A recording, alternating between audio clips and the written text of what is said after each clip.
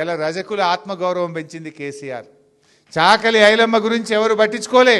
కేసీఆర్ గారు వచ్చినాకనే చాకలి ఐలమ్మ గారి గొప్పతనాన్ని రాష్ట్రానికి చెప్పి అసెంబ్లీలో మాట్లాడి ఆ అమ్మగారి జయంతిని వర్ధంతిని అధికారికంగా జరిపిన పార్టీ బీఆర్ఎస్ పార్టీ.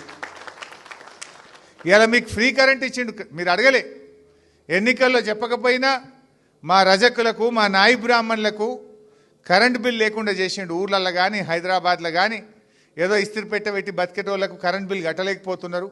వాళ్ళు బతకాలని చెప్పి 250 యూనిట్ల దాకా ఉచిత కరెంట్ ఇచ్చిండు కేసీఆర్.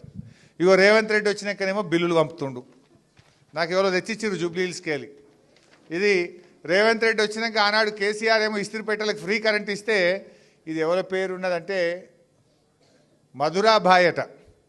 ఎక్కడుంటుంది? రెహమత్ నగర్. మధురాబాయి ఇస్త్రీపేట దుకాణం రెహమత్ నగర్ మన జూబ్లీహిల్స్లో.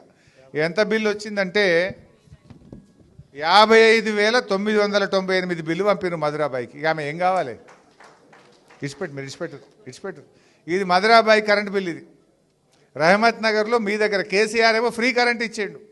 రేవంత్ రెడ్డి ఏమో 55,000 బిల్లు కట్టమ్మా అని మధురాబాయికి పంపిండు.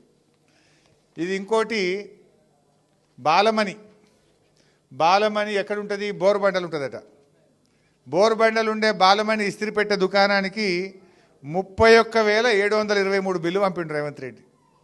కేసీఆర్ ఏమో ఫ్రీ, రేవంత్ రెడ్డి ఏమో 31,000 బిల్లు పంపిండు. అంటే బిల్లు మంచిగా పంపినామని ఓటేస్తామా? రేవంత్ రెడ్డి 31,000 పంపినావు, దాన్ని నీకే వేస్తామందామా? ఏమందాం మరి? ఆలోచన చేయండి. రేపు ఈ బిల్లు లాగాలంటే రేవంత్ రెడ్డి గుయ్యం అనిపించాలి మీరు జూబ్లీహిల్స్లో.